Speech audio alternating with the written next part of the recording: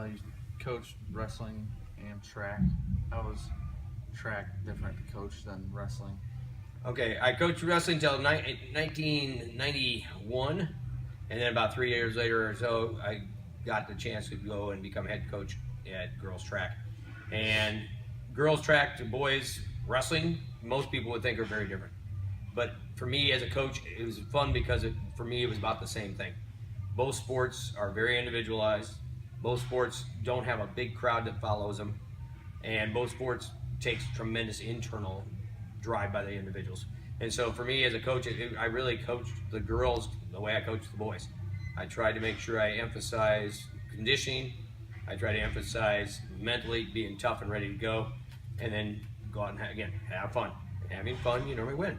And so I was fortunate that we had two phenomenal years with girls track that won state titles. The year before they got runner-up, and I coached a lot of girls that were state champions, both wrestling and track. In small town Mount Vernon, for a while they were celebrities, but really they don't hear about it. You hear a lot more about football state titles than you do about girls track state titles or wrestling state titles, unless you're from Lisbon, Iowa, or from Mount Vernon, where sports pretty big, or Prairie, people like that. But most other schools, they would kind of laugh at the fact that wrestling or girls track was a big thing to talk about. Yeah. But Mount Vernon, the nice thing is it's still pretty emphasized.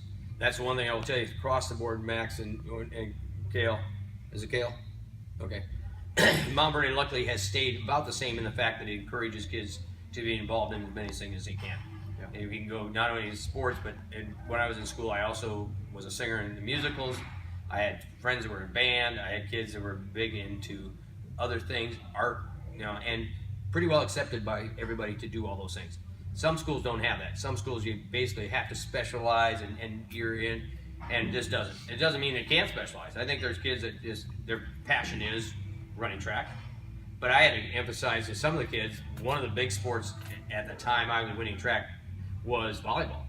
And probably 8 of my star runners were volleyball players. And if I had been real stickler about practices all the time, being there and stuff, I probably wouldn't have had them stay out for track. Because if I had said they couldn't go to volleyball tournaments on some of the weekends, they would have said, then I quit track. And so I had to make some judgments. I had to make some decisions. I had to realize that they were being athletes anyway when they're in volleyball. They're still. So you played baseball throughout high school? I didn't play throughout high school. I played it for 3 of my four years in high school. And again, as a left-hander, I thought it's the one sport I really think is very prejudiced towards right-handers, because left-handers normally are always told either they are a first baseman or a pitcher, or sometimes occasionally outfielders. I don't think they care about lefties then, but most of the other positions they want right-hand dominant. But I did get to play third base. I did enjoy playing baseball. I enjoyed coaching baseball too. I got to coach baseball. I was assistant coach here at Mount Vernon. I coached a lot of Babe Ruth teams and young kids that way. And when I was in New Hampton, I was an assistant head coach there too. But baseball, I like the strategy of baseball. I enjoy the game. I think, of all my sports, I don't know if it'd be my favorite by any means, but there were the coaching part I really enjoyed. So how is coaching baseball different from coaching wrestling? Okay, baseball, the thing about the sport of baseball is, for me, was how each individual could stand on the field and maybe in one game never do anything, and yet you could still win. You'd be in right field and never have a ball hit to you. You may strike out the entire time, but your teammates go and score. You're still winning. Wrestling, of course, is an individual. If you go on the mat and you get beat, you're beat. You can't, nice. Again, now the dual emphasis, you could actually lose a wrestling match and still win a duel, which is still kind of nice. But baseball, it's a kind of a cat and mouse type of game that takes a little bit of strategy and things, a lot of strategy. But if you, again, in junior high and high school, you don't have pitching, you're in trouble. In my opinion. I mean, if you have good pitching, you're going to win a lot of games just because of that. So, and that doesn't change. I don't think that's changed. That's the sport of baseball, for us in that age level. So. There you go. So do you have any kids? Yes, I have 4. Did they all wrestle? Well, I had 3 boys and a girl. And so the girl did wrestling. She managed here. She even actually rolled around because there was a girl that went out for high school wrestling, so she became kind of her partner. But did she wrestle? No, she was not a big wrestler. But my other 3 boys all went and wrestled. So, Yeah, they all wrestled. And did you play any other high school sports? Yeah, I basically tried to be everything I could. I played football, which was probably one of my favorite sports. I wrestled. I played some baseball. I did some golf. So I pretty much did a lot of different sports as I went through high school. So what made you stick with wrestling? What made me stay with wrestling? Basically because I was good at it. You know, and when you're good at something, it makes a difference. I mean, you know, I'd like to, you know, I'm not bragging. I got beat by people, but I was a good wrestler. I knew what I was doing when I stepped on the mat. I always also knew that I really liked my wrestling coaches, and I wanted to be a wrestling coach myself. So to be a wrestling coach, I thought I better be wrestling to some amount. You don't have to wrestle a ton, but you got to know the sport pretty well. And I knew I wanted to coach. I knew my wrestling coach was a great guy. I hoped I could come back. In fact, my goal was to come back and actually get to coach with him. But he retired before I got to do that. But no, it was mainly because I liked the sport and wanted to be there. All right. Our first question is, why did you wrestle? Was it something you wanted to do, or was it just in the family? Or? Well, it's probably a little bit of both. I wrestled because I liked to do it, but my father, being the wrestler he was, definitely motivated me to want to be a wrestler too. So, the school, like when you taught school, like do you think it's different now than it was when you taught school? teaching, going to teaching? Teaching definitely changed a lot.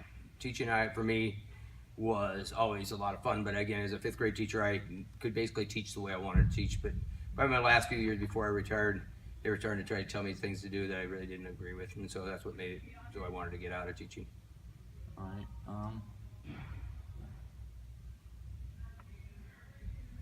How many years did you teach in Mount Vernon? How many years did I teach in Mount Vernon? Let's see, I came in 82 and retired in 10, I think, or 11, so probably 28 years here, 29. 8 years. 28 or 29 years here. Did you say you had a good time while you're teaching? Oh, I definitely had a good time. Yeah, I taught a total of 34 years or 33 years before, because I had 5 years in New Hampton, Iowa before I came back to Mount Vernon. But yeah, I grew up here, as you saw, with, like you said, my name on the board. And then I went to Cornell College, which was right up the hill. And then I went off and got to teach in New Hampton, Iowa for 5, and then came back as head wrestling coach here for 9 years before I went to junior high. What made you leave, and then what made you come back after that? What made me leave what? Mount Vernon? Yeah. Main reason I left Mount Vernon is there was no job in Mount Vernon at the time. And so I was looking for a job. In fact, right after I got my New Hampton job, my old wrestling coach did retire, and I probably could have come back, but I already signed a contract with New Hampton, so I decided I'd stay with them. And a coach that came in, his name was Tim Johnson, which maybe you know because he's the main announcer on all the wrestling meets and stuff like that. He's still an announcer. Tim got the job. He was from Co-College. I, in fact, wrestled him all through college. And he got the Mount Vernon job and coached for 4 years. Coach Greg Randall, the 4-time state champion, did some things that way. And then he decided after Greg left that he was also going to look for better grounds. And when he left, that opened up the job for me to come back to Mount Vernon. So I came back to Mount Vernon. And at that point, I had been teaching 5th grade. I came back to Mount Vernon to teach and taught phys ed to begin with. Then I got back to 5th grade. So, at what age did you start wrestling? what age did I start wrestling? I really would have to say I probably started wrestling when I was 5 or 6, because my brother was 5 years older than I was, and so my dad would take him and roll around with him, so he'd always have me roll around. Now, did I actually start to wrestle? I don't know, but I started learning how to wrestle when I was really young. My dad was really big into switch, so he taught me to switch real early. He was a big duck under guy. He liked the duck, and so he did a lot of duck under, so he tried to teach me that. I never really got to be a good duck under. I liked duck, but I was never good with it. Yeah. The switch was always one of my better moves on bottom, and so I liked the switch. But again, having a dad who was a wrestler, my dad had also been a wrestling coach. He coached the state championship team in Kansas, and then he came back here and started working in the business world, but he always still liked to work out and wrestle. So he dragged me out to Cornell a lot, and we wrestled out at Cornell and stuff that way quite a bit. So I pretty young. I probably didn't really start, well, they didn't have the wrestling you guys have today. I started actually wrestling in junior high. So that's when you got to start to wrestle. But we really didn't get anything earlier. What would you say it's different? Like, I know my dad said he cut a lot of weight in high school, and it's different that way. Like, you can't cut as much. Oh, absolutely. Weight cutting is probably one of the best changes they made. I wouldn't have said it, and I did it though. I like cutting weight. Again, I cut a lot of weight too. I mean, I would wrestle. I played football in high school at probably 145, 150, and I'd wrestle 126. So I'd be losing, 25 pounds, 25 to 30 pounds.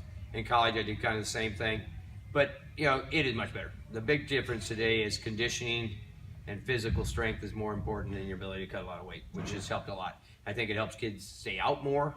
It's still a tough sport. There's nobody that likes to do wrestling unless they know that they got to be ready to get beat, and they know if they get beat, they really have nobody to blame but themselves. I mean, they get mad at coach, maybe they get mad at ref, but really it's your job when you step on the mat. So, What was the differences like wrestling at a high school and college level?